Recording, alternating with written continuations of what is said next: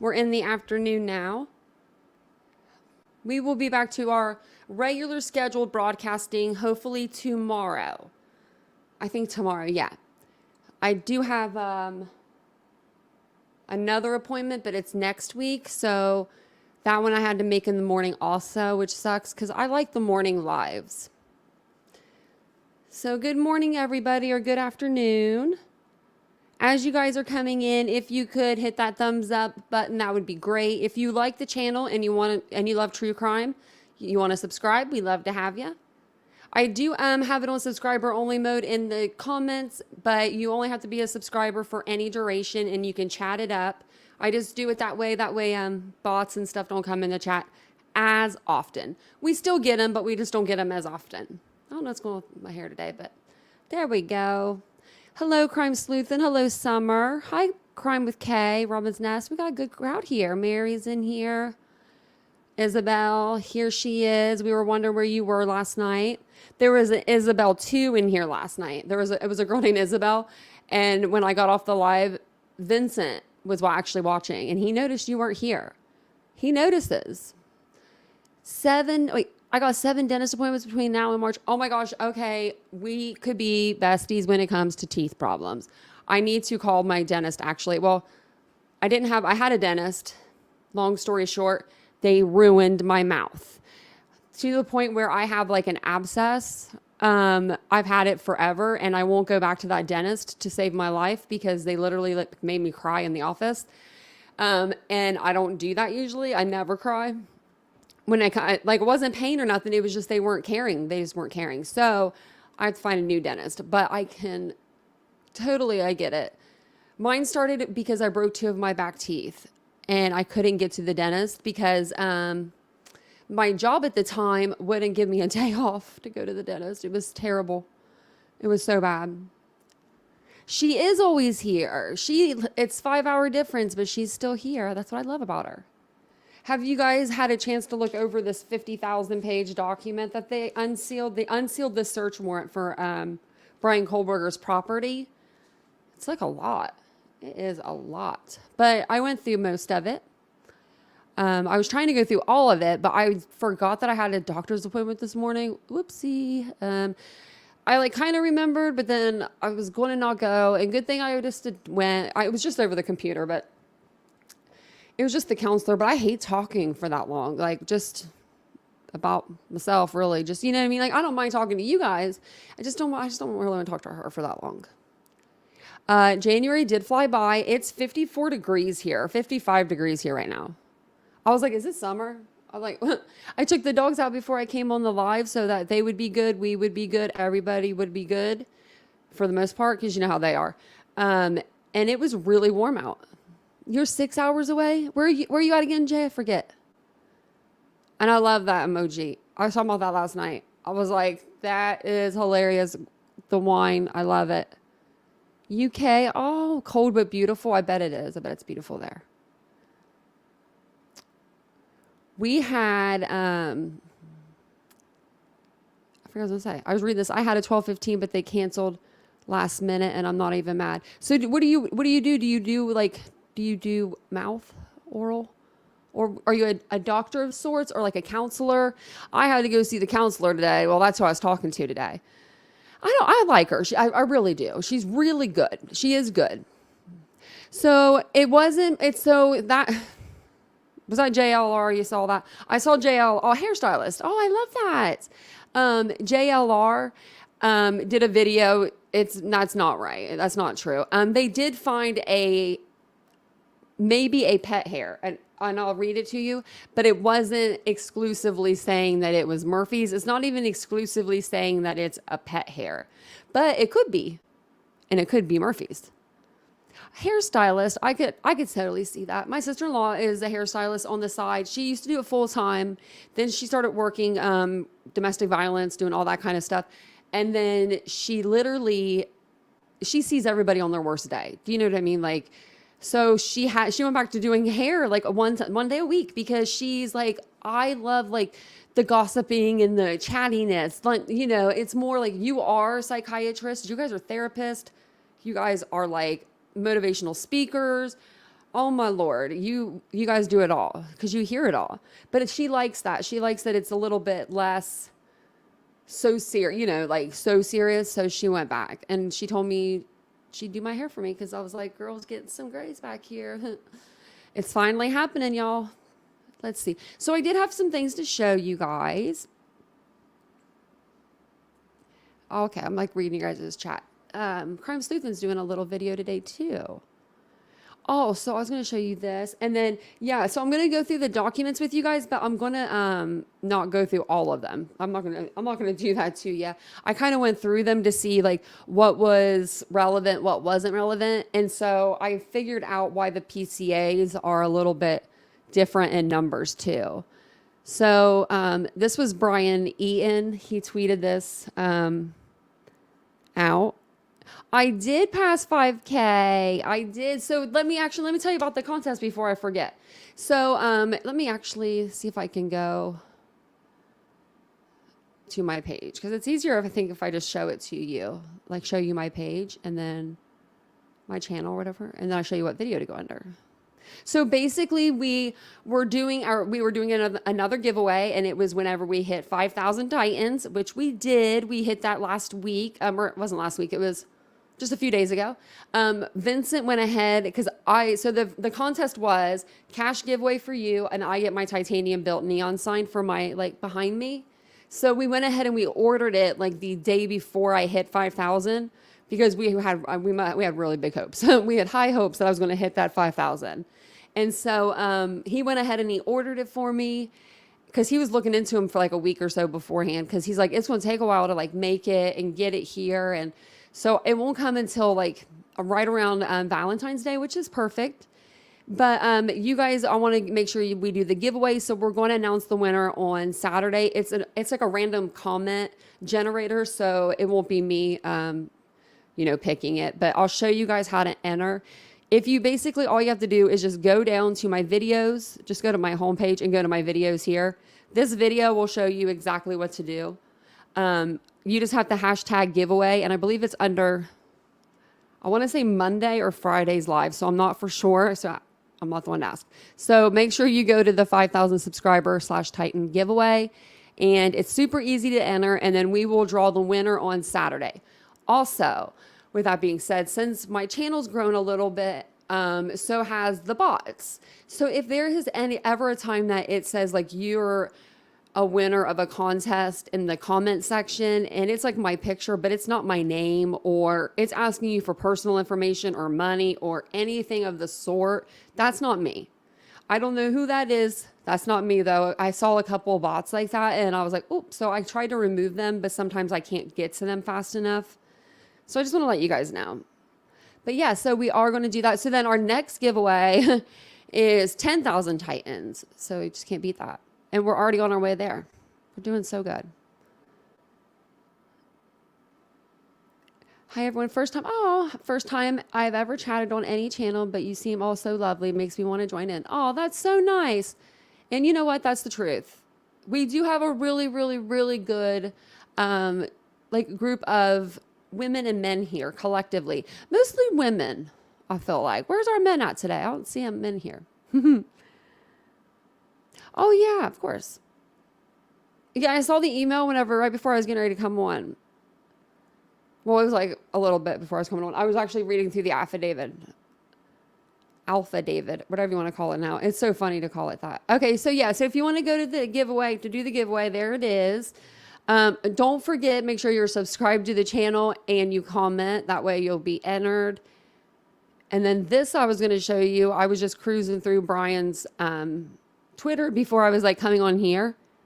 And it looks like this used to be Bryan Kohlberger's office at the criminal justice facility down in the Washington State University. I'm surprised that Bryan didn't get in there somehow and get something further. Like at least get past the front door or past this door, but because you know Bryan, he's good.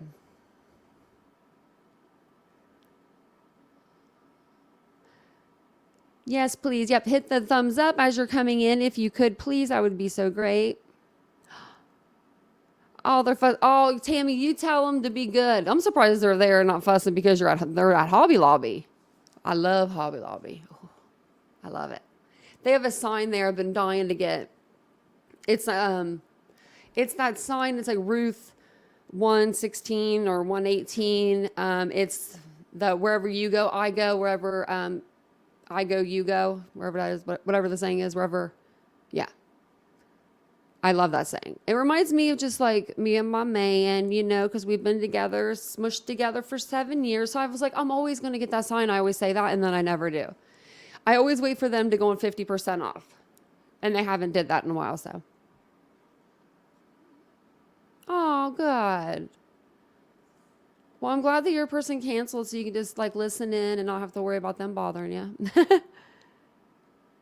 Oh, that's awesome. That makes me feel so good. My brother works in construction. He does metal work. He's actually up at Ohio State doing a lot of their metal work right now. He's been doing it for 10 years. He's been at the same spot. I'm like, dude, you need to move around a little bit. But the buildings that he climbs up on, woo, they give me a heart attack. Every girl does love a bargain. We do. We really do. Okay, let me grab my drink really quick. And let me see what else I wanted to show you before we get into this affidavit. Which, I went through most of it, and it's not like a whole lot of new stuff, but it is some stuff that's new. So we'll go over it. I wanted to show you guys this. So this is when the search warrant was sealed, and I wanted to watch this because they literally unsealed this search warrant within like 10 days, it feels like, or something like that. I don't even know if it was that long. It seems like it was such a short amount of time. It's the 19th. This was on the 10th. So, what was that? There was another case that they did that. They sealed something and then they unsealed it within like a week. Maybe it was something in this case. I'll have to think about it. Storybook, wherever you go, I will find you. Oh yeah, Paula Brown. Yeah, and it's like a Bible verse too of some sort. I always I saw it when I used to work at this little like boutique, and I thought that is so sweet. And I was gonna buy it, and then I didn't, and I kept showing it to customers, and they kept buying it. There's like 3 of them, and I sold them all. Oh, listening while you're walking your dogs. Oh yeah, let me know what you guys are doing while you're listening. So I would love to know. I really would. Because I'm always like, when I listen to people live, I'm always like at the grocery or, you know, doing something like that too. Okay, so I'm going to go ahead and play this first. And then we'll play, I have another video for you guys that's like Court TV. And it's about the search warrant and how it's released. And I figured watching Vinny would be a lot better than, you know, having me read all of it to you guys. He has such a better voice. Okay, so... this one, it just says authorities have sealed the search warrant for University of Idaho student killing suspect Bryan Kohlberger's home in Pullman, Washington until March 1st. That's what it was. And then they sealed the Idaho 4 house until February 1st. As far as I know, I don't think those dates have changed, but that I'm not sure. They could have, but I don't think they have. Also, before I play this, if you guys could subscribe to the channel, also hit the like button. Thanks, guys. I just thought it was... Sorry, guys. I mean, some of the language made me think, heavens to Betsy. I mean, I've seen search warrants sealed before, and it says, we want to preserve the investigation, period, and a story. But they used this language that was, you know, prematurely end the investigation, threat to public safety. Darren, I'm going to start with you. As the lawyer, what do you make of that language? Well, I think the threat to public safety is the idea that if they release the affidavit and the items that were actually seized, that it could compromise the investigation, and that the individual that everybody is so confident actually committed the crime may be able to dodge a bullet as a result. That the integrity of the investigation would somehow be threatened. Although I hate to take the wind out of anybody's sails, but I'll just remind folks that are feeling this sense of relief as they go back to school that an arrest is not the same as a conviction.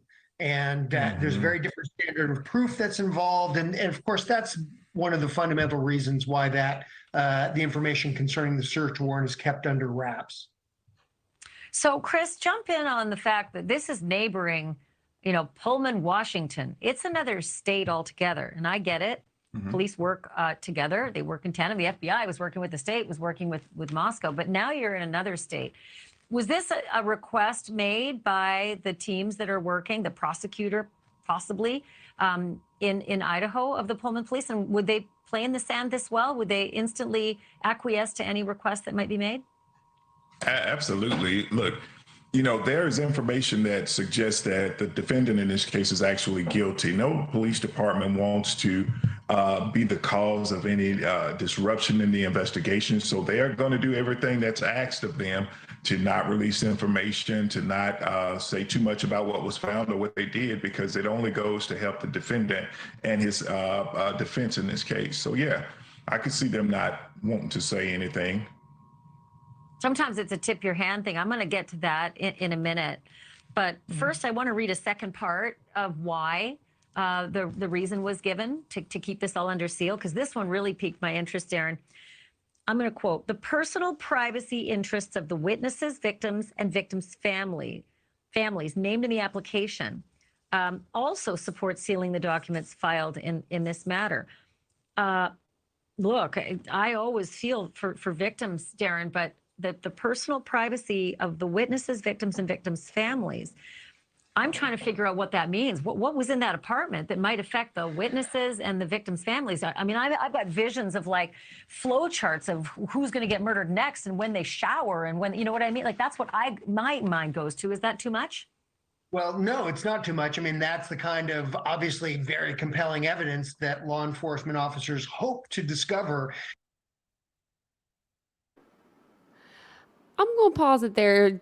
Do you guys really think, I don't think that they found a flow chart or a wall full of and I said this the other day on the live, full of like rubber bands and, sticky notes.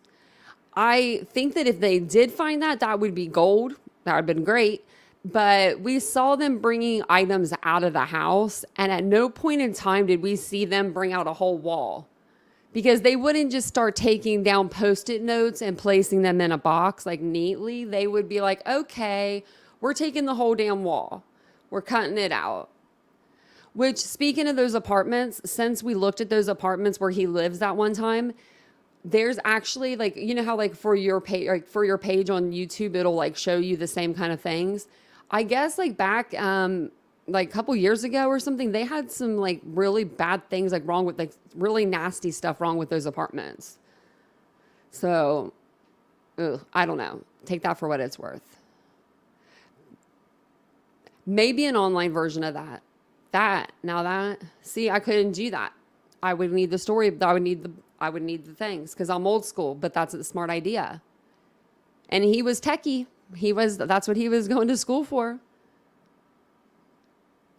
Yeah, I mean, I don't think he really had that, because if he did, then they would just take the whole damn wall. But it's good, I guess, for TV.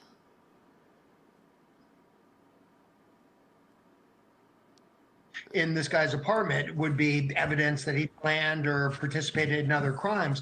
But in terms of the language that you're pointing to, I think about the victims here. And oftentimes victims make certain lifestyle choices that could subject them to public criticism. There could be private medical information that just generally out of decorum don't want that information released to the public. And let's keep in mind that what's really, really vital here is for law enforcement officers to maintain the integrity of their information.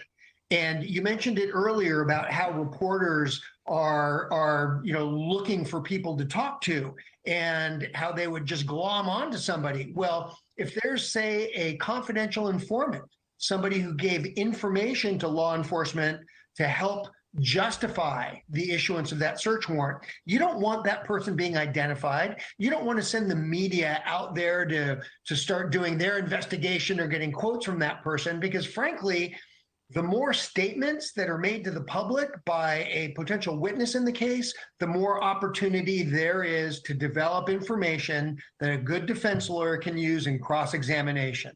So it may just be about the integrity of the evidence, and obviously for reasons of decorum, to protect the privacy of the tragic victim.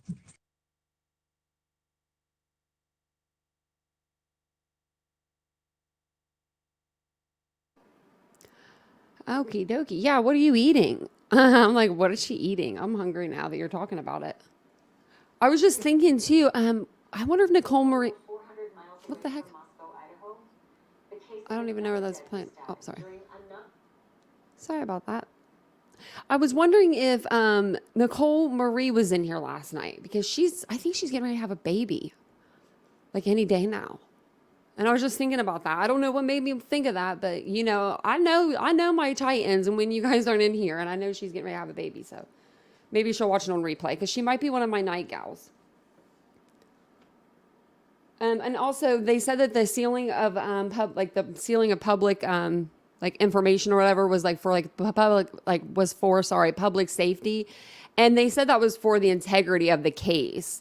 So I guess a lot of people that were saying that was because of something else, I guess that's not, I guess it was just for the integrity of the case, just so that they keep all the information and all the evidence kind of hushy hush, which makes sense, because they might not have had a lot of evidence inside of his apartment to go off of, especially when you read the full, search warrant that was unsealed. They only took a few things. It doesn't seem like they took a whole lot of items to me. Hey, not so dumb blonde. Let me see. What should we do first? Let's do Vinny first. Or maybe we'll do, let's see.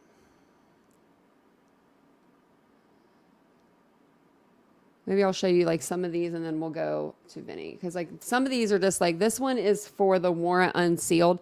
So I'm not going to read this one to you. This is mostly just like, this is their documentation for the courts. The cops have to want to make sure I don't forget anything. But yeah, the cops have to make sure that they don't forget anything, and they put everything in the search warrant. I didn't realize how much I knew that they had to document it pretty legitly, but they really don't mess around. I just wanted to get to the point where I was going to read, and then we'll watch Mr. Vinny, and then we'll come back. And then this one here would be, so this is going to be the search warrant for the residence. And then I'll read this whenever we're done watching Court TV, because he's going to explain the search warrant also. And I think that he'll be able to explain it very well. So let me turn this up a little bit slowly for you so it doesn't hurt your ears. And then I'll go through some stuff in the search warrant as well. And you didn't miss too much, Marilyn. I don't know if we've been on too long.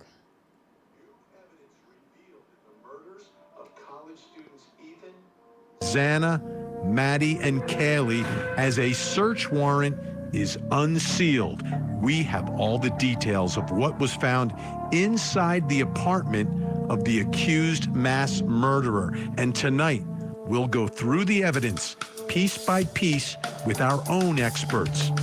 Will prosecutors be able to connect the defendant to the scene of the crime?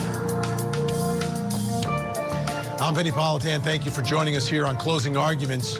The case in Idaho, this is not a case with direct evidence. There is no eyewitness to the actual murders. There's a witness who sees someone afterwards, but doesn't witness the actual murders. There's no video of the murders, and there's no confession. So what do we have? We've got video. We've got video of the suspect's car circling around the area outside of that house, going back and forth. We've got that car visiting before the murders as well.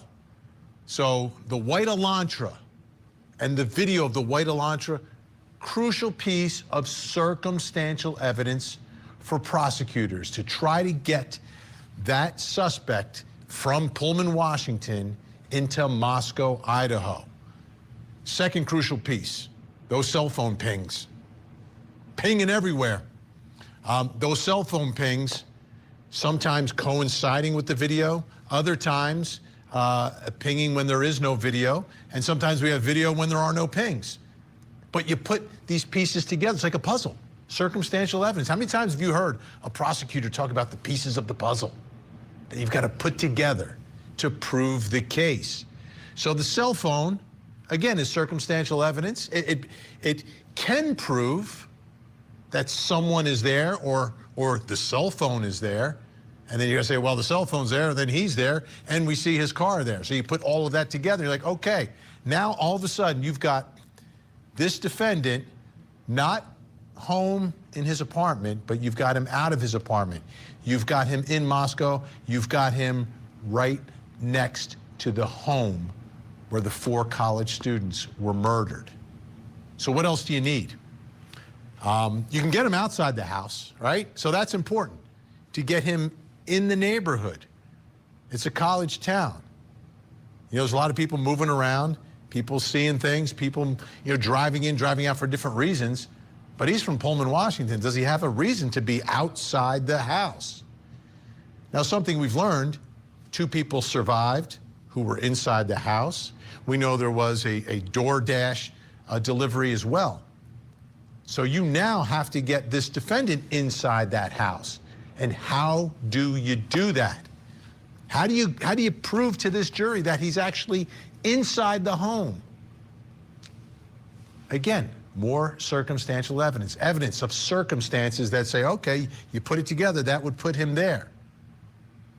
And I think what was unsealed today in a search warrant could lead investigators there, could get the prosecution there, could get the jury there to be convinced that, yeah, this defendant, this suspect, was inside that home and has a connection to these victims. So today, an unsealing of a search warrant, and part of that is a list of the items that were actually seized. So let's take a look at some of these items. We begin with one nitrite type black glove. Black glove, that's kind of like a surgical glove. I mean, if you're going to commit a murder, that's something you would certainly want. You've got a Walmart receipt with one Dickies tag. We don't know what's on the receipt, but is he buying something that could be connected to all of this? 2 Marshall's receipts. Again, we don't know what's on the receipt, but investigators do. This one is fascinating, a dust container from a Bissell Power Force vacuum. Again, inside the suspect's home. Was he cleaning anything up? What would be inside that vacuum? 8 possible hair strands. Whose hair? Whose hair? Will they be able to match someone to these hair strands? And could they possibly match it to one of the victims? There would be no innocent reason for one of the victim's strands of hair to be in his apartment, would there? A Fire TV stick with a cord and plug. This one, I don't have a Fire TV stick, but my understanding is you can store information on there. You can go shopping on Amazon. There's other things you can do with it. Maybe you can look up news reports as well. I don't know what information they'll be able to get from that, but seems like it's significant. This one, wow, one possible animal hair strand. Did he have a pet? One of the victims had a pet. One possible hair, another possible hair, and another possible hair. If any of these match those victims, huge for the prosecution. Computer tower, we know the age we live in. There's so much potential information. Do you guys think, I have a question for you guys. Do you guys think that they listed the hairs the way that they did because they didn't, I know this is hard to like tell, but they didn't look the same? Like maybe they were like a different texture, different color, because it says 8 possible hair strands. So to me, that sounds like, you know, the same like kind of hair, like the same like hair, like, I don't know, 8 pieces together maybe, like, and then 1 possible animal strand, so maybe Murphy if we're lucky, 1 possible hair, 1 possible hair, 1 possible hair, and then 1 possible hair strand, which maybe the hair strand, maybe the strand part, maybe no root. I'm just so confused on that. Why they were like that. Maybe 8 were like a clump. That's what I was thinking. And then the other ones, maybe the possible hair strand. I don't know. Maybe the strand part, maybe it doesn't have the root, or maybe it does have the root. Yeah. Yep, you're right. They do look like the coloring gloves. He probably could have got them at Marshall's too. Okay, I'm going to keep playing it. From a computer tower, what are you searching? What are you looking at? What are you reading? How about social media? What pictures are you browsing? Where are you? When are you there? When are you in your apartment? When are you not there? Unbelievable information from a computer. Then we've got 3 more things. A collection of a dark red spot collected without testing. Red spot, is it blood? Whose blood is it? 2 cuttings from an uncased pillow of reddish brown stain. The larger stain has been tested. We don't know the results. 2 top and bottom mattress cover packaged separately, both labeled C, multiple stains. What are the stains? Who are they connected to? I'm telling you, folks, this could be enormous for the prosecution. They already have great evidence, but you don't know what any particular juror's their own concept of what a reasonable doubt is. And if they can't put the defendant inside that house, that could be the reasonable doubt for 1 or more jurors. So it's significant. Let's bring in Court TV legal correspondent Chanley Painter. Not in Idaho tonight, but right here on set. Great to see you, Chanley. Tonight, and inside. Warm. Exactly. So tell us more about these documents that were unsealed today. This is big. It was huge, Vinny, because remember last week on your show, I'm telling you about the order to seal this affidavit of the apartment, and we were speculating what all it could reveal to us that they were looking for inside the apartment, and now we have our hands on most of it. And the reason they unsealed this yesterday, according to the file stamp, is because it's a different state, Washington State, Whitman County, where his apartment is, in Moscow. They cited the Moscow affidavit, the arrest affidavit, being so extensive, 18 pages, that this really didn't. It's pretty much known what is in this affidavit. So they released it, and as it's unsealed, we learned that they were looking on December 30th, where we have video of the Washington State University Police Department searching the apartment on the 2nd floor, Unit 201, taking boxes out from that apartment, spending time doing that at the request of Moscow Police Department, looking for, like what you said, trace evidence. Cell phone, other cell phones, computers, digital towers, things like that. But now, I told you about the first 18 pages. This affidavit goes page 19 through 31. So here's some things that stick out to me that we maybe didn't know. So on page 19, where it picks up with something new, it says the Keene Road residence contained a significant amount of blood from the victims, including spatter and cast off, which is the bloodstain pattern resulting from blood drops released from an object, a murder weapon, due to its motion, which, based on the training of this officer, makes it likely that this evidence was transferred onto Kohlberger's person, his clothing, or his shoes. So that's why we're seeing these items seized of clothes at his home, the receipts of clothes purchased possibly that he may have worn. Dickies, they make bibs that covers most of your body, right? That could have been what he purchased. So they're looking for, and we knew it was a bloody crime scene, right? I showed you what we presumed to be blood leaking out the walls outside. Yeah. Shocking. So a couple other things that stood out to me in this affidavit. So we knew that he was a student there, but we didn't know for sure based on his cross-country trip to Pennsylvania with his dad if he intended to do the spring semester, return to school. That's a long drive. Right. So this affidavit does say that he intended to return. He was going to stay. He was going to stay He was going to stay right in Washington. for the next semester, is what this affidavit reads. Also revealing to me, Vinny, they did not find a murder weapon in this apartment. And with the gag order, we don't know if they found it. They wouldn't tell us, but we can know for sure that at the time this warrant, search warrant was written, they didn't have it, and then they didn't seize it there. They didn't find it. So that's still missing. We knew he lived alone, but this confirms he lived alone. I was at that apartment building knocking on neighbors' doors. We pretty much knew that. And you mentioned pet hair. There's no mention of a pet from any of the neighbors I talked to. And I think there'd be more than just one hair if there was actually a pet living If there was there. a pet there, and there'd be a pet, right? I mean, when he's arrested or there'd be a pet in that room, in that apartment. Exactly. So, and then something else, this search warrant also requests to search his office on campus. His apartment's on campus too, but at the criminology building. I've been there and did some sleuthing. We went inside the building. We tried to find his office, Vinny. It's in the basement, but the outer door was locked, but you could see kind of through where the students' offices would be located. So they searched that, but this doesn't reveal anything that they seized from that search in this particular unsealed document.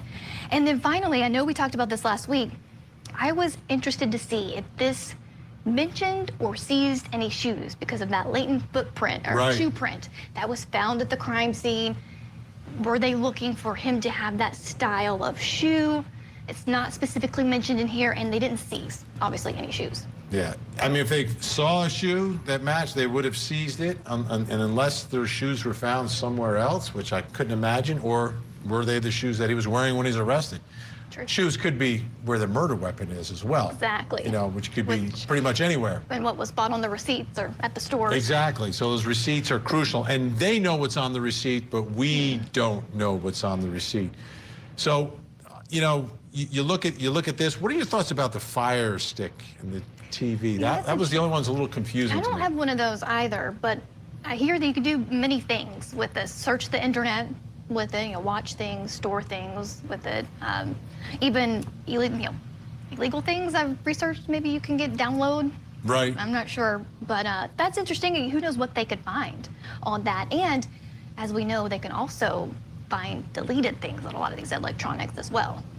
Which, So again, I mean, he's studying this stuff. He's probably going to try to cover his tracks, but you know, everything we're looking at, he didn't do the greatest job. If in Exactly. fact he is the killer here, because everything seems to be pointing in that direction. And it all started with the video, the cell phone, and now we'll see what they were able to get. It'll be interesting to see if there's any blood or hair that is connected to any of the victims that could have been brought back from the scene. All right, Chanley, great job. It's great that she can be warm tonight, and we will speak again. When we come back, folks, we are going to go through this evidence piece by piece with our experts, our forensic experts, our investigators, to get a better idea of what it could actually lead to, what it could mean. If you guys aren't aware of what like a Fire Stick is, it's basically like Roku, having like a Roku or maybe Chromecast. It's basically like a streaming device that you plug into your HDMI port on the back of your TV, and you can stream like Hulu, Netflix, cable TV, even from some of them. So you can do a lot with them. You can get on the internet, you can get on Facebook, you can get on Instagram, you can get on YouTube, you can do it all. So they're very, I have never had a Fire Stick, but we have Rokus here, so.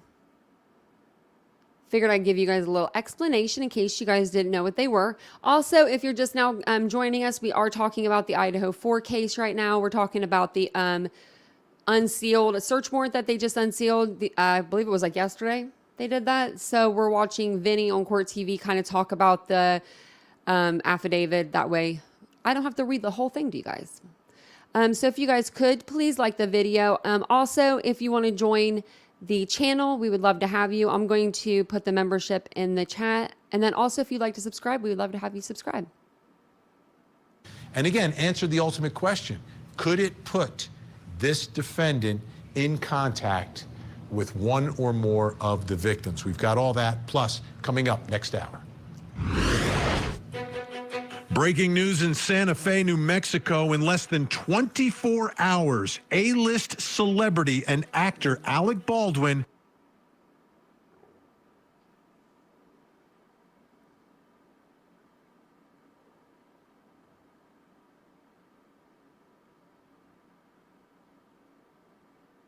Sorry, I want to get it to you. Case needs to be resolved.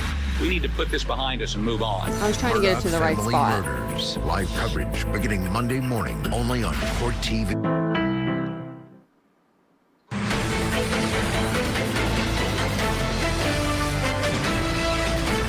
We usually go to Idaho a lot, like for Dutch Bros or Target. So like knowing it was just like right down the road, like 10 minutes, that I go there like once or twice a week, it like made me like less willing to go out there.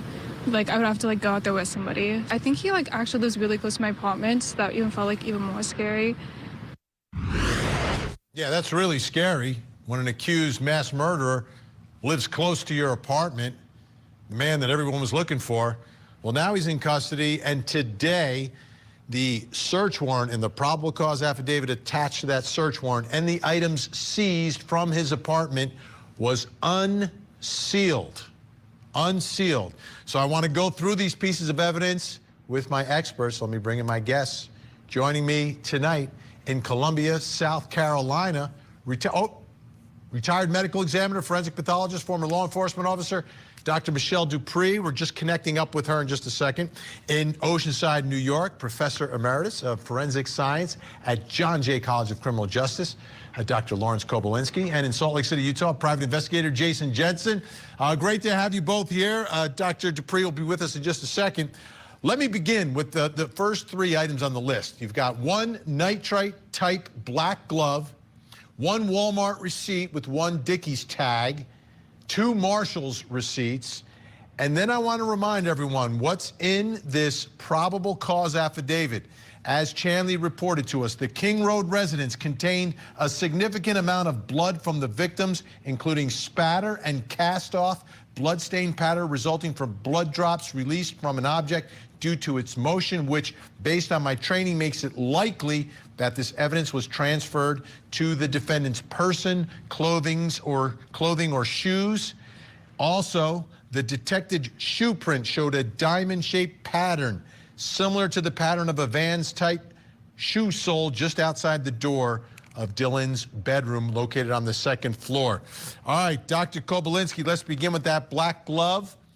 This, again, is not found at the scene, but is found, and Dr. Dupree is with us. Great to see you. And this is not found at the scene, Dr. K, but it's found at the apartment of the suspect. What could possibly be on that black nitrate glove, and how difficult would it be to get evidence from it? I'm not hearing Dr. K. Is he muted? Are we muted? We're checking on that. 1 second. Back. He's back. We got. I was going to show you guys what they're talking about. This one might be a little too shiny. Basically, it's just like a black latex glove. Looks just like something like this.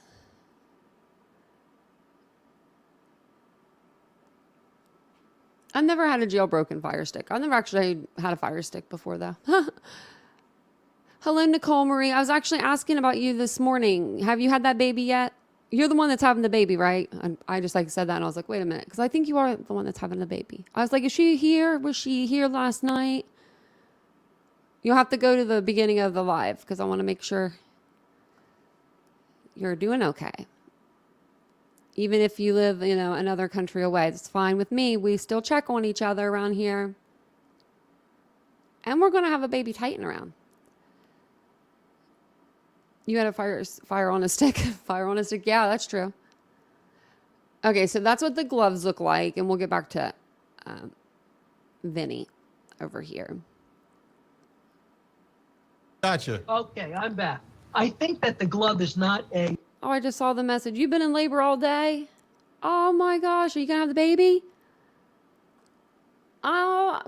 Oh man, remember my email. I know that you're gonna have a baby and you're gonna be like, girl, I'm not sending you pictures. But if you remember it, send me some pictures of that baby. I'll put my email in the chat.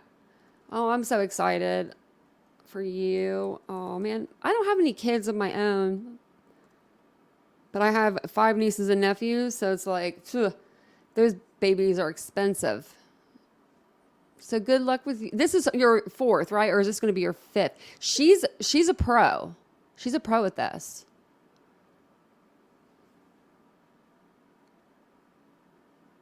And, what are you doing down here? So, when my sister-in-law when she would be in labor, she would be, by the 3rd baby, she was going across the town, to drop off the other kids, make sure they had babysitters. She was just like, whatever. Yeah, I'm in labor. Just, whenever. This is whenever whenever, I'm like, 4th baby, see y'all. See, okay, so my sister-in-law on her 4th, I was there for that. Okay, her 4th baby, I was like, I'm going. I want to see what this is like. My niece now is 14, so this was 14 years ago. I was like, I want to see what this is like. I want to get myself prepared. My sister-in-law was glistening. It wasn't even sweat. She looked so beautiful. And I think she went, That was the only noise she made, and that baby was out, and I had a new niece. I'm like, are you kidding? How'd you just do that? Labor is hard work. For most people, not my sister-in-law though, she made it seem easy. That's why I was like, nope, you're the worst one to go to. I'm never doing that again. So my niece though passed out. She was 15. I took her with me. So we're going to have a baby Titan. Oh my gosh, that's so cute. We're going to make it a little outfit, a little Titan outfit. Because I own a boutique. Now oh man, the baby clothes online are so cute too. I love it. Okay, I'm going to go ahead and play this rest of this. Oh, I'm so excited for you. And let me turn it down so it doesn't hurt your guys' ears. nitrite glove. It's a nitrile glove. And its significance is not really clear. There may very well be some evidence on it. It'll be chemically tested. It'll be looked at with all kinds of different lighting systems to see if there are anything obvious, any stains, any kind of chemicals. I'm really not sure that it's that crucial a piece of evidence, to be honest with you. Although we know that the killer was wearing gloves at the time that this was done. But there's nothing to compare, though, because we do not have the evidence from the crime scene. Jason Jensen. Just to let you guys know, that's not the audio on my half. I think that's the guy's audio. It's you could hear it something's weird about it. So, yeah, that's not my audio. That's his. Walmart receipt, 2 Marshall's receipts, perhaps for clothing. We know he was clad in black that night. Might be able to put 2 and 2 together here. Right. If he purchased these clothes in order to commit a crime, they're hoping that they can go back to these particular stores, see any surveillance footage to see exactly what he bought. If it's all black attire, it's kind of self-explanatory. He wanted to be able to move in the dark of night. And we know that Dylan, the witness, saw the killer clad in black. All right, let's get to some more of these items that were seized from the apartment. A dust container from a Bissell Power Force vacuum, 8 possible hair strands, 1 Fire TV stick with a cord and plug, 1 possible animal hair strand, 3 more possible hair strands. Don't forget that Murphy, Kaylee's dog, was in the room when police responded to the house on Sunday around noon. We've got there you see Murphy in the background there. So Murphy was at the scene. Dr. Michelle Dupree, let's start with the human hair. What are your thoughts about it looks like 11 possible strands of hair. What can be done with that? Those actual hair strands can be checked for DNA and checked against the victim as well as the alleged suspect. And is it definitive? You have a hair strand. That's it. That's all you need. If you have the end of the hair strand, you may test that for DNA, and that would be definitive. What if you don't have the end? It's much more difficult. You can test for likenesses and consistent with, but it's not necessarily definitive. Dr. K, what do you think about this animal hair? What can we do with that? It could be very significant. You talk to any pet owner, and they will tell you that part of their pet is on their clothing. I look at my jacket right now. I probably have my cat's hair all over me. It clings, static electricity. There's a lot of literature on DNA analysis of various domesticated animals. People often want their animals, to be proven to be, the right breed. Makes it worth a lot more. So, there's a lot of DNA work, and clearly, if you find a hair, a dog hair, amongst that evidence that was just collected, and it matches DNA-wise the hair of Murphy, that puts him at the scene. That devastating. I mean, could it come down to one dog hair for this jury? Amazing. All right, let me ask you, Jason Jensen, about this Fire Stick, this Fire TV stick with a cord and plug. What type of information do you think they could garner there? A Fire Stick will actually have apps for your TV that you're using, and sometimes you can have browser history on it, and you can also use it as a flash drive because it has 8 gigabytes of memory. So oftentimes if I'm in a pinch, I'll use any kind of device that has a USB port to transfer a file. So it's entirely possible that he hides specific files like photo images or something like that on the Fire Stick. So it's worth collecting, if nothing else, just to rule out the possibilities.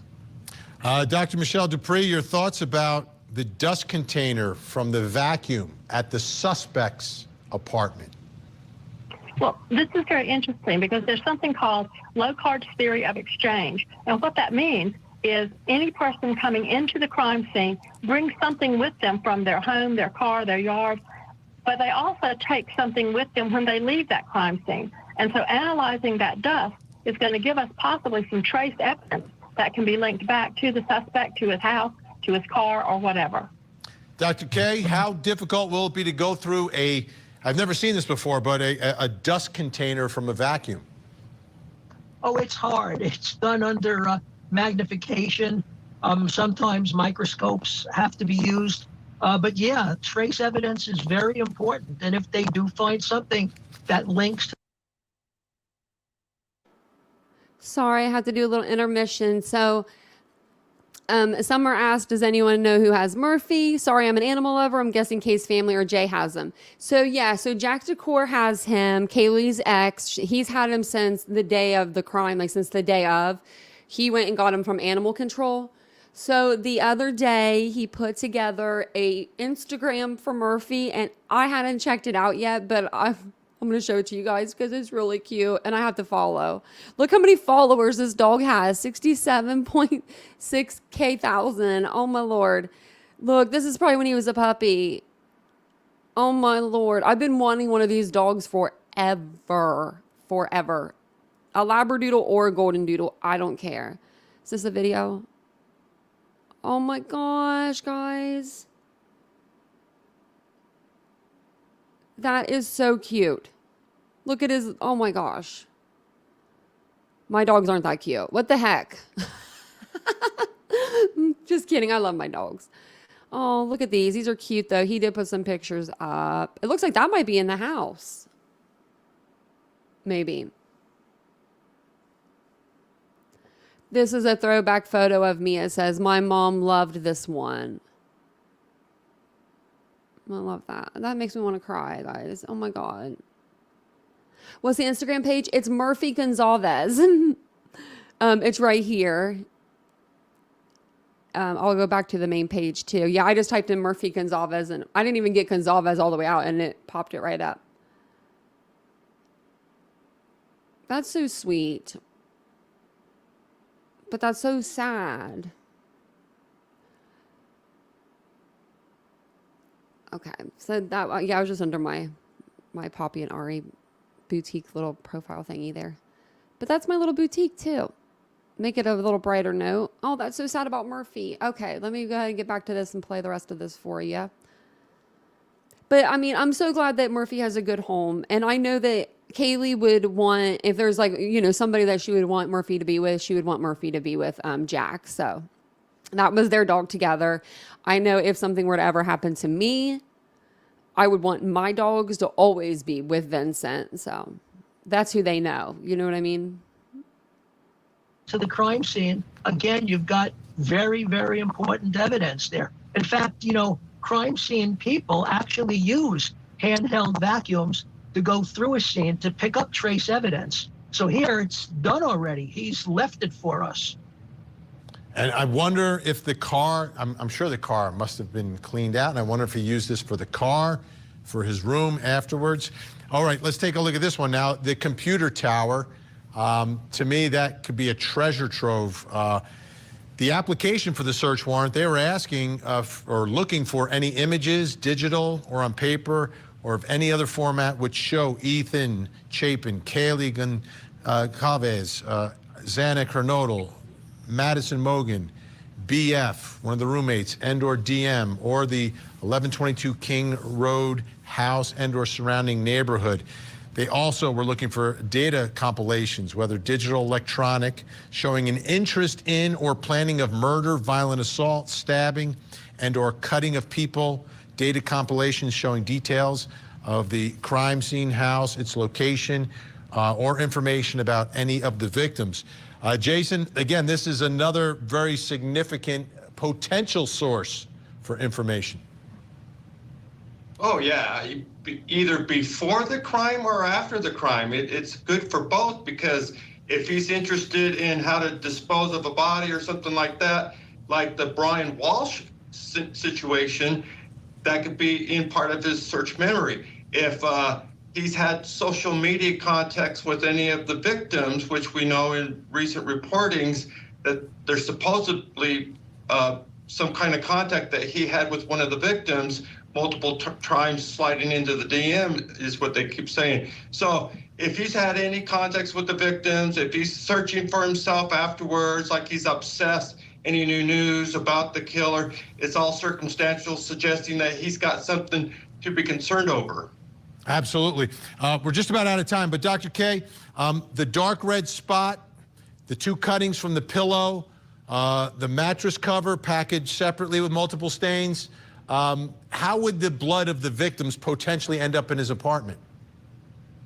Well, he may have transferred blood from his body or his clothing or somehow into his apartment and maybe got onto his pillow and his mattress cover. It's really hard to say, but the main thing is it's very simple to test and determine whose blood it is, if it's blood. And again, and if that links to a victim, that's you're home free. It's game over. That's game over. So they've got chances with the potential for blood, hair, plus all that digital evidence. Dr. Michelle Dupree, Dr. Kobylinski, Jason Jensen, thank you all so much. Okay. Yeah, I have a feeling if that is a hair, like an animal hair, that it would be Murphy's hair. Murphy would probably shed a lot, I would assume. Those dogs, I don't know if, I mean, they have a lot of hair. They have long hair, so I would assume that they would. I actually saw another video, instead of me going through the whole probable cause, I figured we could watch it. Or, I mean, the search warrant. So many different freaking affidavits going around in this case. There was a little bit of a difference in the first PCA compared to the second portion of it. It's just another officer's point of view and basically what kind of evidence that they wanted to take. It's kind of what they just went over though in the court TV thing. So I'm going to go to this other video. And this is just how the evidence can point to him. And it has Jennifer Coffindaffer, the former FBI agent. It has her. We'll see what she has to say about all this. And then we'll pause it and kind of talk through it as well. Let me see.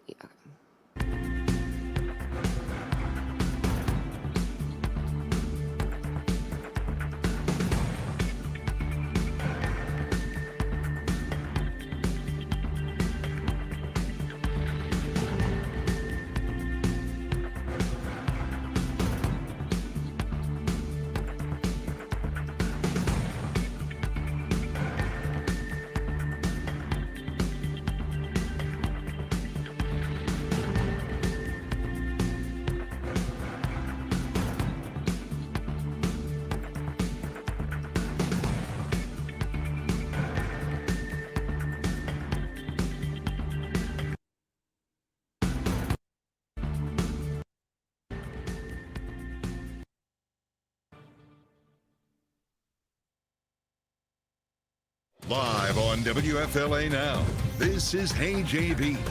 Here's JB Buno. The biggest unanswered question in the brutal stabbing deaths of 4 University of Idaho students remains this: why? Today we look at the evidence, and alongside our special guest expert in the Stream Center, we're breaking down the hunt for a motive. Live on WFLA Now. Hello there to you folks. JB here with you, live across all platforms. We're really going to be featuring a lot of your comments in this upcoming stream alongside retired FBI agent Jennifer Coffindaffer joining us here live in the WFLA Now Stream Center. Jennifer, this is our first time together, you and I, in the Stream Center. Welcome in.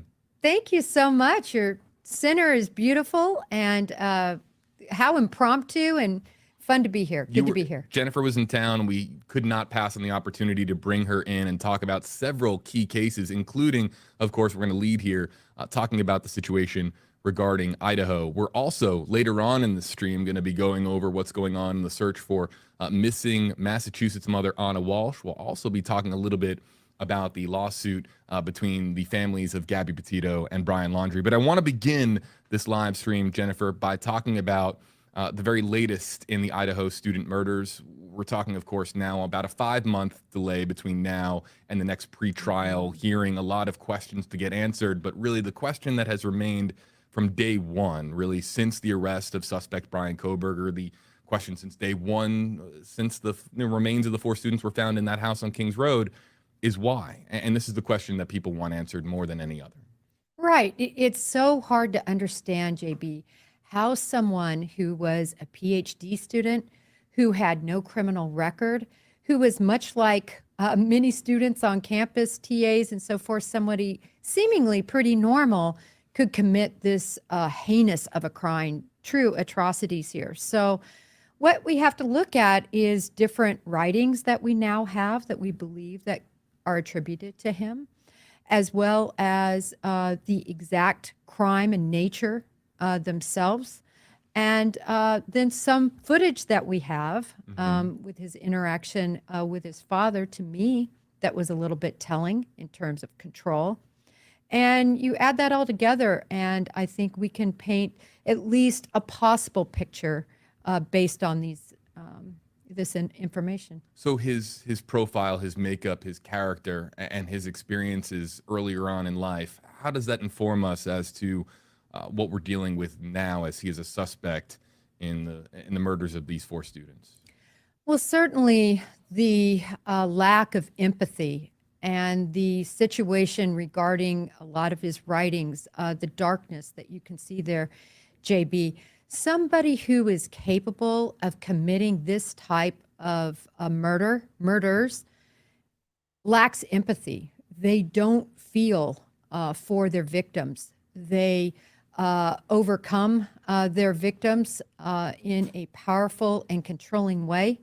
And that was certainly indicated in this case. Yeah, and what was the most striking thing, Jennifer, that we have learned is we talked about this on stream as soon as Kohlberger was arrested, as soon as he started to appear in court, and as soon as we started to hear more and more from various people that he has worked with or known in his life. we knew that there was going to be this massive effort underway to dig into his past. Social media to me is so tricky because you think that you know who is actually behind the accounts, but you never really know. I'm sure somebody could make a copycat account of just about anybody out there. So you never really know for certain who's behind the posts or shares or comments that come from various accounts, and that can get tricky from time to time. However, when it comes to digging into his past, what is the number one thing that has stuck out to you over the course of this discovery process as we have a suspect now who is accused of these crimes? Well, the number one thing that stuck out was his area of study. Quite interesting. And it's something that we've seen with other prolific killers in our history, individuals who study crime and who study exactly the criminal justice system, how it works, and they know about it. So that was, of course, the first thing that stuck out to me as somewhat unique, but not entirely unique for people who commit these. You said that he was going to court in February. I missed that. Because I thought it was, so they're having one in not June?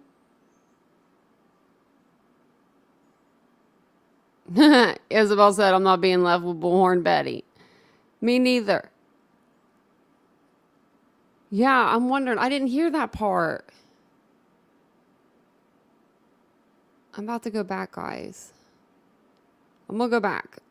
I want to hear it. Sorry, guys. Okay, just right here. Love you. Thank you. Sorry about that.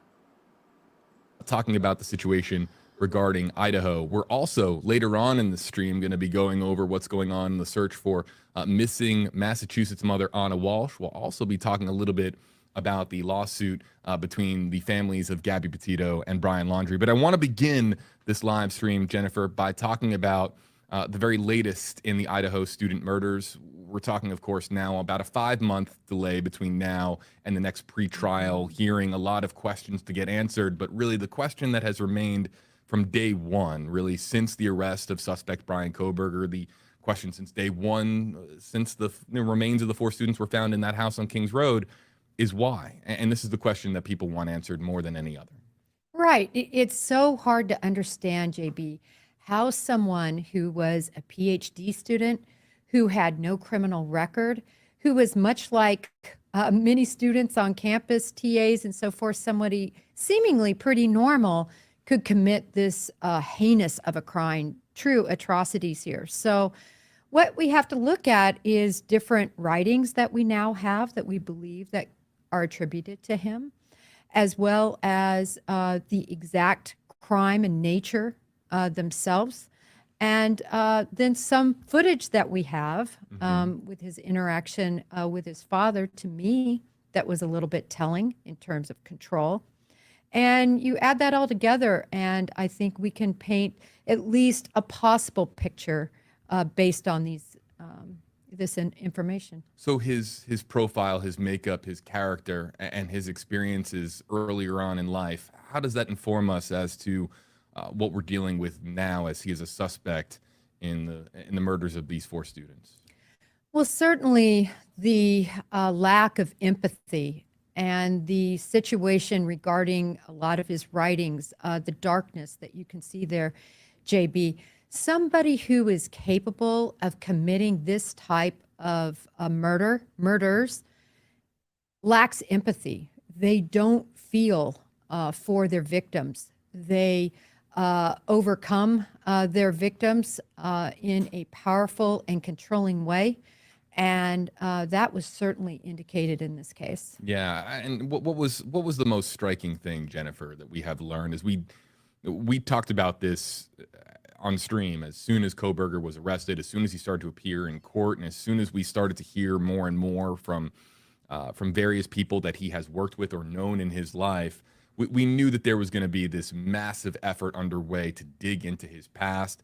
Social media to me is so tricky because you think that you know who is actually behind the accounts, but you never really know. I'm sure somebody could make a copycat account of just about anybody out there. So you never really know for certain who's behind the posts or shares or comments that come from various accounts, and that can get tricky from time to time. However, when it comes to digging into his past, what is the number one thing that has stuck out to you over the course of this discovery process, as we have a suspect now who is accused of these crimes? Well, the number one thing that stuck out was his area of study. Quite interesting. And it's something that we've seen with other prolific killers in our history, individuals who study crime and who study exactly the criminal justice system, how it works, and they know about it. So that was, of course, the first thing that stuck out to me as somewhat unique, but not entirely unique for people who commit these crimes. I'm always looking at paperwork, and I'm going to go back to the probable cause affidavit. And as we learn more and more about his makeup, his character, and I want to make this clear, and we should have said this at the very beginning of the stream. We're, of course, talking about a suspect in this case, innocent until proven guilty. This is somebody who is accused in these crimes, but somebody who has said through his legal representation that he is going to look for every means possible to be exonerated and to clear his name. However, he is innocent until proven guilty. While the court of public opinion and the court of law, they differ. You and I know this, Jennifer. In the court of law, he is innocent until proven guilty. But I want to go to the evidence. I want to go to the probable cause affidavit, because while we're learning more about who Bryan Kohlberger was and is to this point in his life, what the connection is and the connection that exists between him and the four victims.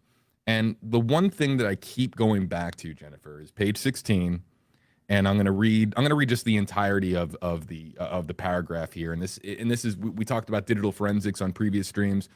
I want to go over the cell phone activity regarding Bryan Kohlberger. On December 23rd, 2022, pursuant to that search warrant, I received historical records for the phone from AT&T from the time that the account was opened in June of 2022. After consulting with CAS-SA, I was able to determine estimated locations for the phone from June 2022 to present, the time period authorized by the court.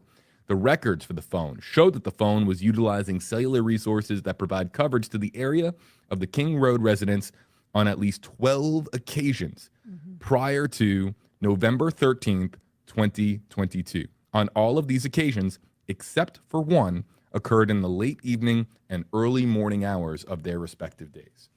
Basically, what that translates to is that Bryan Kohlberger's cell phone was pinged in the area of the Kings Road residence 12 times before the date of the murders. And this to me, this is the biggest circle that I have, I think, around any of the digital forensics in this probable cause affidavit, because it establishes at least some form of a connection, a historical connection of some kind between Bryan Kohlberger and the victims. So I'm going to ask our comment section to partake in this. And I'm just going to ask you, we're going to talk about this generally for a second, Jennifer. Okay. Great. What is a college student going to a neighboring town for 12 times before the date that the four students are found dead? What is a college student doing going to this house or the area of this house 12 times? All answers are on the table. Use hashtag HeyJB, hashtag HeyJennifer to let me know what a normal college student or non-normal, it doesn't matter, just a college student in general is doing, going to the same house repeatedly over and over and over again, late at night, early morning hours. What do you think it is? Well, the translation from an investigative eye, certainly, JB, is that he was there conducting what we call in the business a site survey. You know, when are these individuals awake? When are these individuals going to sleep? What's the activity going in and out of that house?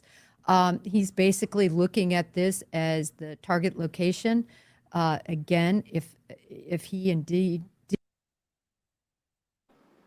Okay, so I'm not real sure why they keep saying, like, they keep saying 10 minutes, and then they're like, I saw another channel say 8 minutes.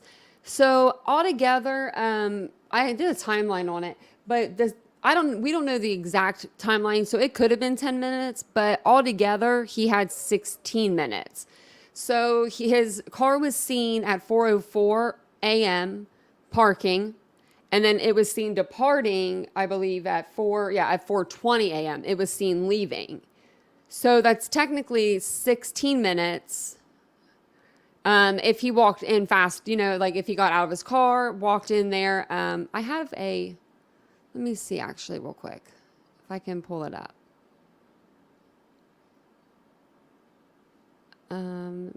Let's see here.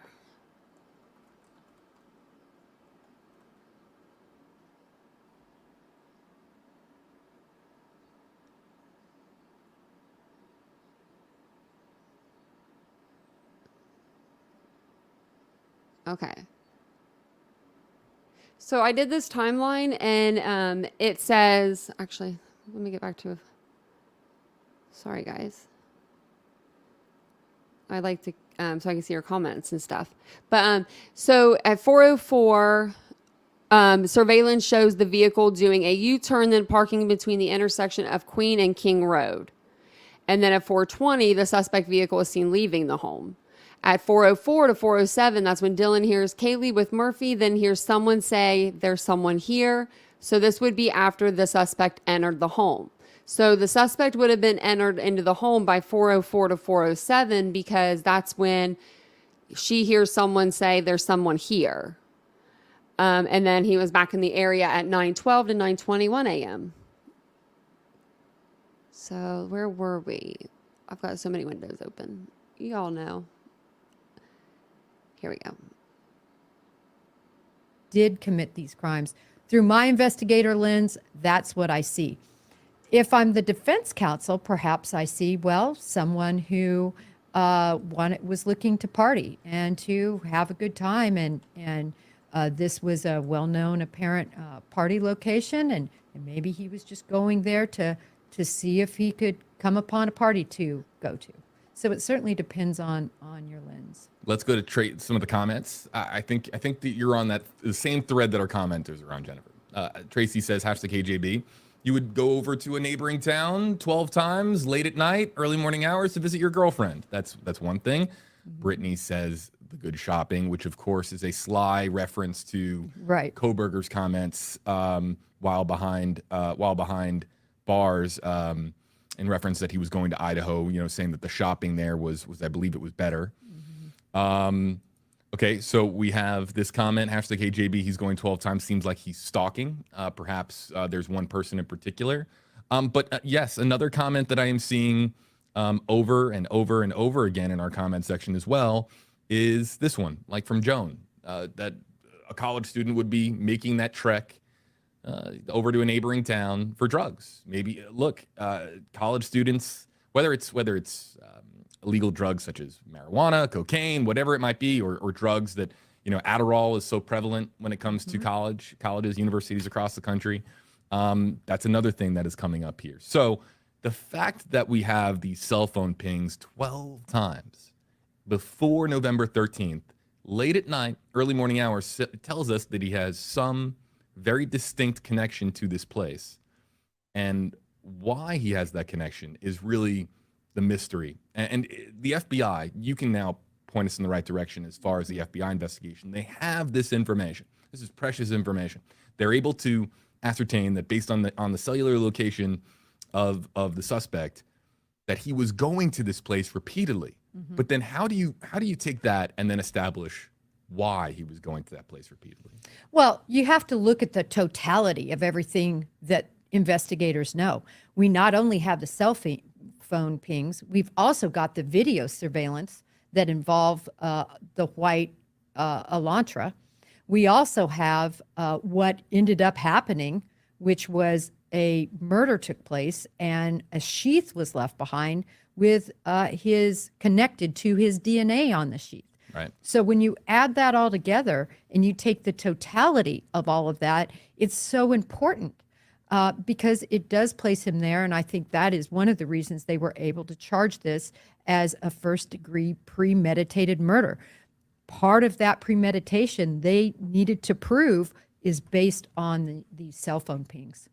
The cell phone pings to me are so interesting. And then of course you have the cell phone ping afterwards. The cell phone ping that comes in the 9 o'clock hour, the morning that of course the students were found deceased at the Kings Road residence. What do you make of the cell phone ping and the aftermath of the murders believed to have taken place around the 4 a.m. hour? So then, of course, you have this return trip by the suspect. What does an FBI investigator think when he sees the return trip? When I see that return trip, and we've seen it before, they are going back to sort of look at their handiwork. What is happening? Has it been discovered? I'm sure he believed there would be police everywhere and ambulances and coroner's car, blah, blah, blah. I'm sure he would have thought there would have been more activity than there was there. The other interesting possibility is he knew the sheath was gone. Did he go back unsure where the sheath had been dislodged?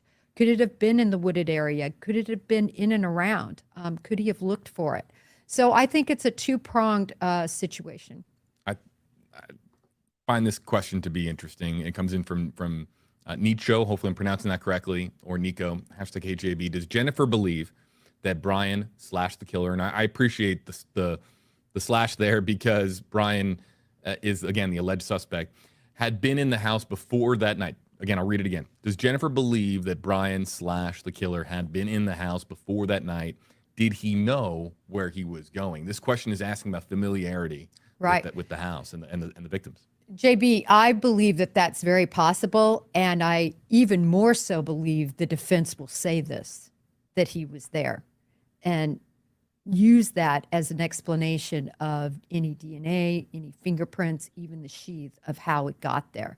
We know that there were parties that were there where the individuals weren't there. And so it was not controlled access, seemingly, at least from the body cam footage that we have and the assertions that are made during that footage. So whether he was there or not, I would not at all doubt he was. And I think the defense will use that. Let's go to this comment, and it's Steven who's agreeing with you here. #AJB. He realized he left the sheath and wanted to see if he could retrieve it. I want to make sure that we're making sure that we're framing this comment correctly. This is Steven, his opinion as to why Bryan Kohlberger, again, allegedly went back to the scene. Again, was it to retrieve a piece of evidence? Was it to examine the scene to see if there were, cops up and down the street, so on and so forth? That's the comment from Steven. This one from it's either Queens or Eames. #KJB. What defense do you think that Bryan Kohlberger will be mounting, given the fact he requested a preservation of the crime scene? I had the lawyer, Peter Tragos, in here. We talked a lot in our previous stream, and I encourage our audience to find it, because we really talked about this case and where it goes going forward. But the defense now, he has 5 months, in essence, 5 months, to prepare a defense and to poke holes into the evidence, basically to poke a hole, multiple holes, into this probable cause affidavit. What do you think that his legal team might be up to as far as preparing for that next pretrial hearing? Well, particularly regarding the question in the crime scene, a crime scene reconstructionist is looking at things like, and this is, I think, very important, voids. They're looking at where blood spatter isn't. The reason is that gives the shape and so forth of the person, the height possibly of the person that perpetrated this crime.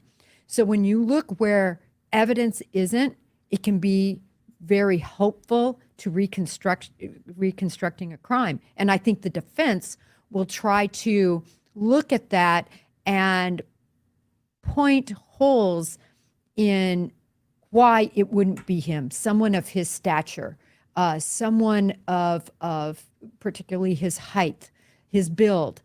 And so they're going to be looking at that from a crime scene analyst perspective. It was very important for them to save that crime scene, so at least another expert could go in and take a look. And JB, I think they're going to be trying to poke holes in the 2011-2013 Elantra issue. It ended up being a 2015. I'll never forget, I was with you when the officer said 2015, and I looked at you and I said, did I just hear him say 2015? And I remember I wasn't sure because I was so used to hearing 2011, 2012, 2013. And then when the 2015 thing dropped, that's more significant than people realize when it comes to, legally what's going to transpire going forward. It was so significant in that I could never understand why our cadre of analysts throughout the United States studying 22,000 cars within that range had not made more progress over a short amount of time, having been involved in those. There's so many working and they can get through the analysis so quick. And I could never understand why it was taking so long. Well, they were looking for the wrong car. That's right. And that was problematic. But I think what the defense will try to skew is that, well, your perpetrator has a 2011 through 2013 Elantra, and that's not my guy. Now, anyone looking closely, when you look at the shape, differences in the body style from an 11 through 15. So slight. So slight. And that expert went back, revisited the video, looked at it. I think we're going to see a completely different date on his reexamination. And he's going to show why it could also be, I think he said through 2016 even. Jennifer Koffendorfer here with us live in the WFLA Now Stream Center as we're welcoming in our digital audience across all platforms. Welcome into the Stream Center. And we have this question that just came in from Shaman Girl, #AJB. And Jennifer, won't they, of course, the defense for Kohlberger, be looking for other DNA? And this is kind of a massive question. I'm very glad that Shaman Girl brought this up in our comment section because it's a college residence. There's going to be DNA profiles of all different sorts in that house. So how much is that part of the process now for the defense, in your opinion? It's huge. And another reason, back to that whole crime scene examination by their expert, the FBI and specifically the Idaho State Police evidence recovery team that worked there, they are going to have exactly where they retrieve different samples of DNA in that crime scene, JB. So all of that's going to be tagged and marked and illustrated. And this defense is going to look at all that and say, well, look at all this DNA from this person and this DNA from this person. And if it's been evaluated, if not, the defense can have it evaluated. So it's going to cause some problems, some big problems. But at the end of the day, the sheath DNA is going to carry the day, I believe. On the sheath and on the murder weapon, Capri Smith wants to know, #KJB, #KJennifer. I'm so glad that you're here to answer this question because this has come up on stream. And I've wanted to ask you this question in particular. Do you think that they have the murder weapon now? It is a big question that we're getting. And the reason is because this, of course, the probable cause affidavit is weeks old now. And also, too, at the same time, there's the gag order that has come out. So there's no talking about this from a law enforcement perspective. So now you have people asking online, look, if they were to have found the murder weapon over the weekend, we as the public wouldn't know, correct? I mean, Moscow, Idaho police, the FBI, would that come out via leak, via law enforcement sources speaking, in your opinion? I don't think it would come out, JB. Look, it didn't come out about DM, as I'll call her in the affidavit, that she witnessed. A lot of things did not come out. The sheath didn't come out, which was really the smoking gun, if you will, in this situation. So I don't think the murder weapon recovery would be exposed. They've conducted 4 search warrants, really 5. One was of his person. They've done the apartment. They've done the office. They've done, the house, the car. Normally, if this were a more accomplished criminal, I would say he ditched it. It's gone. Yep. But if it is Mr. Kohlberger, he has made so many egregious mistakes using his own car, having his cellular phone, having his sheath, to extract the knife from, leaving it behind, that it's possible he could have kept that in his apartment and it could be found. So In it's a big possibility. In the aftermath of the 4 students being found dead, and the fact that weeks had gone on without there being a suspect or even a person of interest, there was this idea online, and this idea that came to be online in comment sections on Twitter, on various channels on the internet, that we were dealing with a quote unquote mastermind, that whoever did this was so meticulous with their process, and how that they were able to leave so little behind and get away with it, so to speak, as it was believed to be at the time. And now, in your opinion, as far as the moves that he made, the decisions that he made based on, again, allegations, these are all allegations, innocent until proven guilty. The intelligence level of the person that we are dealing with here is what exactly, in your opinion? Well, I think he's very intelligent. How many of us have been accepted into a PhD program, been a student teacher from an academic book smart standpoint? I don't think that can be denied per se, but there's such a difference between common sense and really logically thinking through things. And I give him some credit because it did take law enforcement 7 weeks to solve this. And I know they were onto him somewhat earlier than that, but I don't think a lot earlier than that. And so I have to give him credit, JB, but mastermind, no. It goes to show that even if, let's say that you are average intelligence or above average intelligence, or let's say even you're highly intelligent, even highly intelligent individuals can make mistakes. I mean, there's no doubt about it. Well, and I believe that the mistakes made were more as a result of him being narcissistic, JB. Him thinking he was going to get away with the perfect crime due to preparation, due to the time of entry, due to choosing a very soft target.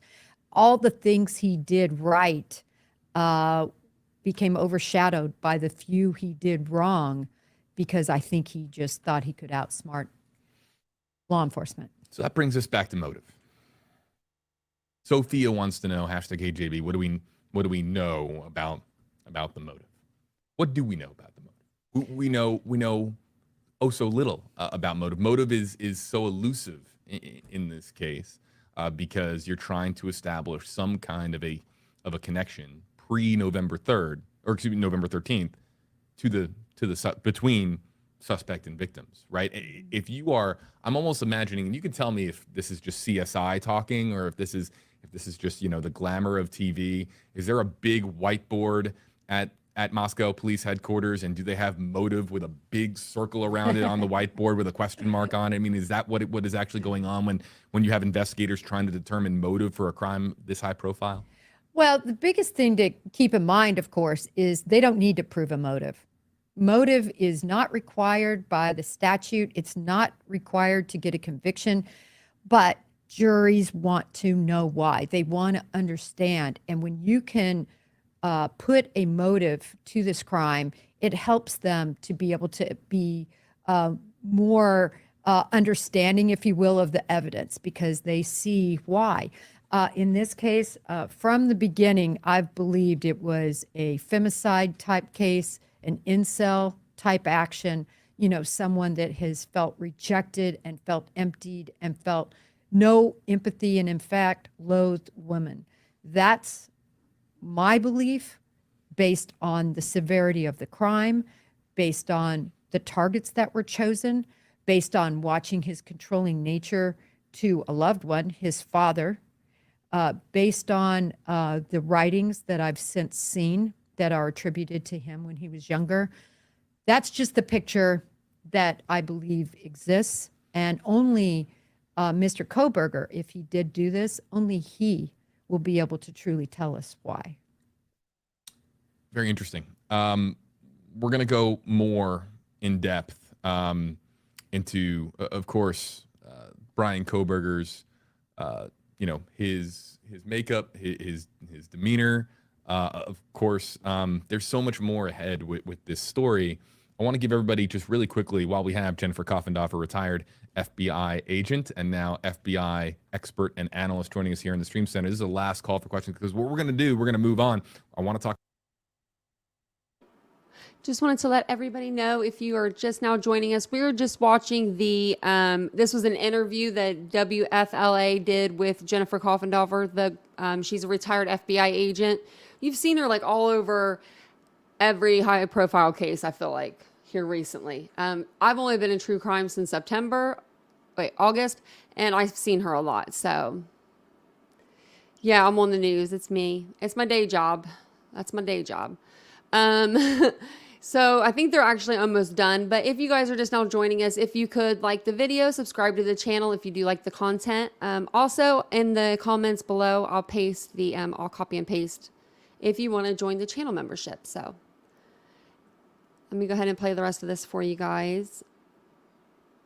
Talk about Anna Walsh. I want to talk about developments with some interesting developments with the lawsuit and new evidence that has still come to light in the Gabby Petito Bryan laundry story. We're going to try to make the most of Jennifer's time while she's physically here with us. Love having you on Zoom, but also being able to hit the touchscreen button here and take you to this wide shot and show Jennifer physically in the room with us here in Tampa Bay. It's just a treat. It's a treat to be able to break things down with you in person. Of course, it's great to have you, and thank you for coming in. So, LV wants to know, #AJB, what things does Jennifer think about Bryan if he is the killer, asking from her FBI background? You want to just quickly, as I look for a couple more comments on this, do you want to answer LV? Yes. You know, LV, these types of crimes, something this heinous and something this unique in terms of the selection of the victims, doesn't happen often. It truly is rare. We in the true crime community seem to surround ourselves by it, so it seems not as unusual, but it's rare, LV. And so are many of the other aspects of this case, particularly his background, and particularly the amount of time it took for a suspect to be named. So from that standpoint, LV, I find the case very intriguing, and I just commend law enforcement, because I do believe that this could have possibly been not just a mass murderer, which he is by definition, but also could have possibly been a fledgling serial killer. Thomas wants to know, hashtags for us both, did they scan his car for DNA or check tire tracks, have an expert check the tire tracks and match them to his car? Or did they check his footprint, circle back to the store? I wanted to ask you about this. As far as the work that's going to be done on the car, and really just forensic work in general, this is still a very active investigation, is it not? Absolutely. They had all of those search warrants to serve, and they had to go in with crime scene specialists and extract any and all fingerprints, DNA, fibers, blood evidence, you name it, from those locations. And I would believe that in that vehicle, even though we know it was cleaned once, I would believe it was cleaned prior to his father getting into that car because of the blood that would have been there, that this evidence will be recovered if indeed he did do this crime. As you mentioned, the tire tracks, that evidence will be reviewed, footprints to match back to the van's footprint. It will all be reviewed in great detail. How about this one? This one, we could probably spend we could probably do an hour on this one question. But we'll use this as a transition point from Idaho to some of the other stories I want to cover while we have you here in the Stream Center. Autumn wants to know, #AJB, why do you think the public gravitates towards certain cases like this one, such as Gabby Petito, Delphi, etc.? I have an answer to this, because I was actually talking about this over the weekend with a friend of mine.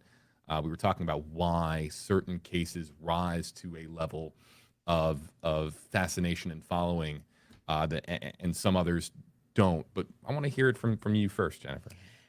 My belief is these victims were so relatable. We all have a daughter, a sister, a cousin, a relative, a good friend that is no different from these victims. And for that reason, combined with initially at least the safety factor, right? There was this mass murderer on the loose. But now pouring over to really the personalization, I find that audiences and public at large, we all really care, and we're touched by these losses. And that's why I think this one touched everybody. Relatability is big. When people can relate to the hardships of others, there's so many different cases that we could break down when it comes to relatability. The thing to me, why certain stories rise to that level where people are following it day and night, such as Petito, such as Delphi, I think it's because people cannot wrap their minds around a couple of key questions, such as why did this happen? How could something like this happen? And who could be responsible for something like this? There's always that one massive question that exists over the top of every case, right? And for the one with Gabby Petito and Bryan Laundrie, I think that the fundamental question earlier on with that one is, how are these two on a cross-country road trip together so happy, and then one is missing, and then the other is back in Tampa Bay with her vehicle, and she's missing when they're supposed to be engaged to spend the rest of their lives together? That's the big one there. When we're talking about Anna Walsh, that's the next one we're going to introduce here in a moment. How does a mother of three young boys, all three of her children now between the ages of 2 and 6, how does a mother on New Year's Day just completely vanish out of thin air, and who could be responsible for something like that? And then, with the Idaho case, who goes into a house and savagely murders somebody in the middle of the night for college students? The question always is unanswerable, and that's what I think makes it one that people just can't wrap their brains around the answer as to what really went on with that particular story. I mean, that's how I see it, but relatability and answering these questions and also discussing what is going on in real time, that's a really big part of what we do. I want to move on now. Okay.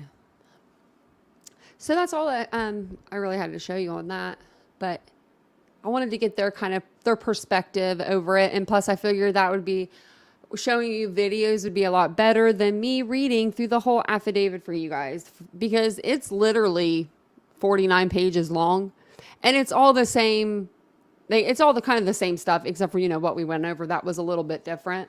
I went through it. There wasn't anything that was like groundbreaking, other than what we went through. So, also, Nancy Grace does have a new video out that I'll show probably tonight or tomorrow. Probably tomorrow. So listen to this. This is my fun story. So now that we're done we're kind of done talking about the case, but I was going to tell you a not so funny story about myself. I've been going to these doctors that like when we were on the live a minute ago, I got another message. Let's see what this message says. It makes me like, whenever I deal with doctors, it gives me anxiety to the point where I just want to like not even deal with a doctor again in my life. Does anyone else feel like that? So I've been on the same medication for 9 years or 8 years now. I didn't put myself on the medication. I don't even want to be on the medication. Tell you to be truthful, I don't want to be on any medication. So I'm on this medication, and every month I have to call Ohio State University. Yep, dropping it down, dropping the name. I have to call them and remind them that I need this medication. Well, this time I needed it's depression booster medicine that I'm on. I needed that also. So I wrote them because I knew that it takes a couple days because my pharmacy has to order it. I do this. No, I don't like write the doctors unless there's a reason. You know what I mean? I'm not trying to have small talk. So my prescription has been due for 3 days now. They've given me the runaround. And then they just wrote me and said, oh yeah, I just sent over to the pharmacy. Why couldn't you have done that 3 days ago? Like, I swear it's just unnecessary drama. I hate doctors. I really do. I hate doctors. I don't hate doctors. I just need doctors that are like more that have a little more life experience. The doctors that I have are student doctors. Like, okay, so I have like my surgeon, and I have him, like the main dude, and then he'll have like a team of these like it's Ohio State is it's a medical school. So that's where they sent me after my car accident. So they're all like students. A lot of them are students, and I don't mind teaching the students at all. I used to teach them all the time when I was on the when I was in rehab for like my body. All I did was teach the students. I loved it. I thought that it was so cool to be able to do that.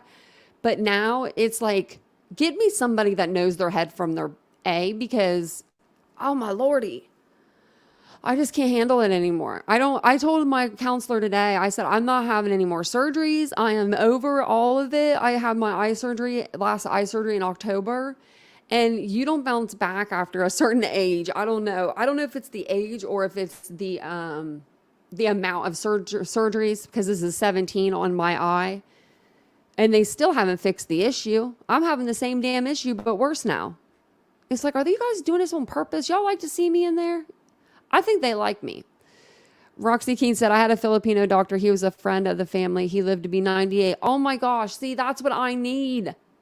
I need a friend. I need like a friend. I need someone that grows old with me. Because a lot of the doctors at Ohio State also, they decide to leave. They peace out after a certain amount of time there. And it's like, wait, whoa, where are you going? My eye doctor left. My eye surgeon, if you want to talk about breakdown, I've lost both of my parents. And I broke down just as much when she left the practice. Like, she left just to go to New York. She was just leaving to go to a better university. I broke down just as much because she was my eye doctor for 9 years. She did like this, you know what I mean? But yeah, so I needed to share that with you guys because y'all are my peoples. But I'm just like, man, are you kidding? Like, you could have just did this 3 days ago. He could have said, I'll send it over. And it would have been, thank you. Thank you, sir. Appreciate it. You know, I mean, I don't ever I never like fail to go up there. I never fail to, if they want something from me, I'm like, okay, what you need. I never say that no blood tests, no, none of that. I don't care. Do whatever you want. Just, you know, don't take anything that I need. Thank you guys for praying for me. You've had eye surgeries too? Oh, a cornea transplant. No. Oh, see, no way, Jose. See, you have your eye. No. No. See, I don't have mine. That's like, there's a big difference. When people talk about surgeries and eye surgeries, like that means they probably split your eye. Oh, no. See, mine, they take the prosthetic out. Like, I have an old one right here, so I can show you what it looks like. This is really, it's very dull, but so mine doesn't look like this, but so it's like this. So like, you know, it's just like half of a sphere, and they pop it out, and then they do all the surgeries behind it. So thank God, because I have metal plating and all of that. If they had to go through my, no, prayer for you, honey. Woo. I wouldn't even be able to get LASIK or something done. I would be too freaking scared. But, you know. Oh, did someone say something about Shanquilla? Yes. Oh, yeah. Well, I did a story on Shanquilla though, but she said no one can relate to a young, beautiful black woman who goes on vacation to Cabo with friends and friends and kill her. Yep. Just asking. This should be relatable in a perfect world, but it's not. No, I don't think that that's ever going to be relatable. It should have never happened. She paid for that trip too. She paid for her friends to go on that trip. Don't get me started on the Shanquilla case, because like that really upsets me. They've charged, but they've not done anything else. I did do stories on Shanquilla. Beautiful. Her father, I broke down when I did a video on him as well. His video when he was talking about his daughter, I broke down. I hope and pray that, you know, something happens with Shanquilla's case, and I think that it will. I know that it will. I have faith that it will. Her family is very strong. Her mom and dad are extremely strong. Just like Kaylee's, you know, mom and dad. I would pray that I was that strong, you know. Oh, you lost both your parents and you're 53. Mary, join the club. I feel the same way. All of my girlfriends, when I was in the hospital, they were there. And then after I got home, it was like, poof, poof, poof. No one was there anymore. I was like, where'd everybody go? And I'm like, but you know, Tanya's a warrior. I am a warrior. I really am. You have to be. It's like something, it was positivity. And I don't know how I had it. And I don't know how I had it. When I was in the hospital and everything, it was just something, it was like in my head, like, well, Tanya, if you don't do it, then it's not going to get done. And, you know, I got hair in your eye from working. Oh, it formed an ulcer and it looked like a crack. Oh my gosh, it took a year to heal. It finally get the transplant. Oh, yeah, mine's like still kind of shut a little bit. Like I got a stent taken out of my eye the other day, out of my tear duct. It was like, what is that? It was, yeah, not doing that again. But yeah, I think we all, well, so my channel was actually a trauma channel before it was a true crime channel. So you'll have to like, I have tons of old videos. You guys will have to watch them. They're probably super cute too.